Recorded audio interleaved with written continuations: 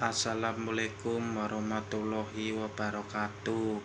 Nama saya Muhammad Indra Fatahillah, NIRM 0211914048, Program Studi Teknologi Mekanisasi Pertanian semester 4. Di sini saya akan membahas transmisi rantai dan mengidentifikasi kasus terjadinya extend pada panjang rantai dan bagaimana solusi untuk mencegahnya itu. Di sini saya akan menjelaskan tentang solusi mencegah terjadinya extend dan pada panjang rantai dan bagaimana solusinya untuk mencegah hal itu supaya tidak terjadi lagi. Nah, di sini kan saya menjelaskan untuk masalahnya pada transmisi rantai yang saya tahu itu, kalau menurut saya kurangnya pelumasan yang layak bisa membuat umur pemakaian rantai lebih lama, juga bisa mengurangi suara berisik. Nah, suara berisik yang ada di rantai itu seperti suara kercikan air ketika kita mengendarai kendaraan dengan kercikan yang lebih lama, juga bisa mengurangi suara berisik pada rantai saat digunakan. Jadi untuk menguranginya itu adalah menggunakan oli yang masih baru melumasi rantai. Jadi ada olinya itu oli khusus rantai. Contoh oli yang ada di motor Honda itu oli khusus rantai.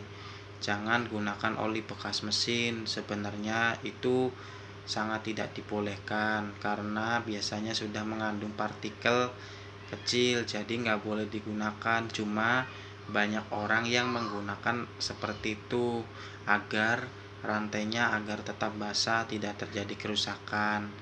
Itu sebenarnya salah. Yang kedua, aus dan pemanjangan rantai. Jika rantai mengalami keausan akan menyebabkan pertambahan panjang rantai. Nah, panjang rantai itu yang dimaksudkan adalah kendor. Panjang rantai yang sudah memanjang dari ukuran sebenarnya sebaiknya diganti dengan rantai baru.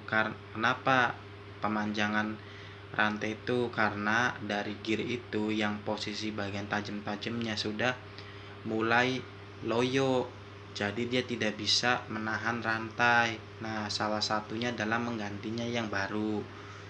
Nah, jangan disambung rantai lama dengan rantai baru karena bisa menyebabkan rusaknya pada transmisi rantai, itu nggak boleh. Pemanjangan rantai yang tidak wajar disebabkan oleh beban yang berlebihan hingga perlu dilakukan desain ulang pada rantai yang digunakan. Nomor 3, ketidaklurusan rantai. Posisi rantai yang tidak lurus akan menyebabkan kausan dari sisi gigi atau bagian dalam rantai, juga menjadi lebih berisik. Jadi posisi gearnya itu harus kencang, harus rapat, tidak boleh ada kendor-kendornya sedikit karena itu bisa mempengaruhi pergerakannya rantai dan bisa mengakibatkan rantai itu lepas. Jadi itu harus segera ditangani, tidak boleh dibawa ngebut karena itu bisa berakibat fatal dan bisa membahayakan bagi diri sendiri.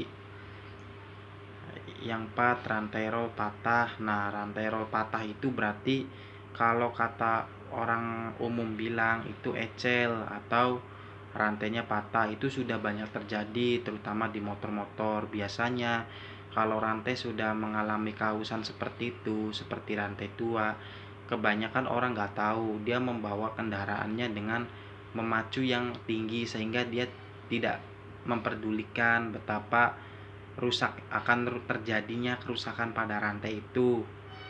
Nah, masalah yang disebabkannya Misalnya beban yang berlebihan. Nah, beban berlebihan tuh gini, kayak kita mengangkut barang yang lebih dari kapasitas kendaraan itu sendiri. Jadi itu bisa menyebabkan kehausan. Terus ketika kita lagi di tanjakan, otomatis mesin akan mengeluarkan power yang gede. Power yang gede itu akan mempengaruhi kinerja rantai. Yang ketiga, ketidaklurusan yang parah. Jadi dari gearnya itu posisinya melengkak-melengkok, sama rantainya itu tidak sejajar mutarnya. Yang ketiga, pemanjangan rantai yang tadi dijelaskan. Solusi untuk mencegah hal itu adalah sering diberi pelumas oli selama 1 minggu. Jadi kita harus rajin-rajin memberikannya oli supaya rantai itu awet dan tahan lama. Biasanya masa umur transmisi rantai itu sekitar 3 tahun atau 1 tahun. 1 tahun itu kalau kitanya sering memakai dan perawatannya benar. Jadi itu saja yang saya presentasikan. Kurang selebihnya mohon maaf bila ada kesalahan. Billahi wali taufik daya. Wassalamualaikum warahmatullahi wabarakatuh.